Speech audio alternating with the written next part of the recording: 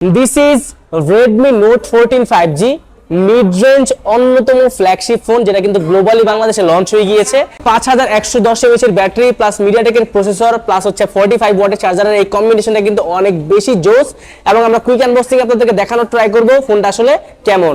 তো চলুন আনবক্সিং এ চলে যাওয়া যাক। আনবক্সিং এ গেলেই সবার আগে দেখতে পারবো রেড কালারের Redmi typical box with 5G logo. খুলে ফেললাম, খুলে কিন্তু আমরা দেখবো রেডমির একটা পোর্শন দেওয়া আছে, ভিতরে ডিভাইস রাখা আছে, ডিভাইসটাও সাইডে রাখলাম, এবং ভিতরে 45 ওয়াটের চার্জার দেওয়া আছে, যেটা কিন্তু গতবার আমরা সেম পেয়েছিলাম, and USB type A to type C cable.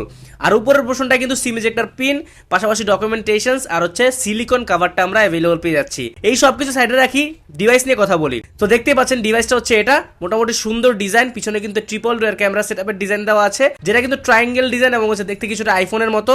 And পিছনের ব্যাক প্যানেলটা ম্যাট ফিনিশ, সাইডের ফ্রেমটাও ম্যাট ফিনিশ, ওভারঅল সামনে ফ্ল্যাট ডিসপ্লেটা কিন্তু মোটামুটি ভালো কম্বিনেশন দেখা যাচ্ছে।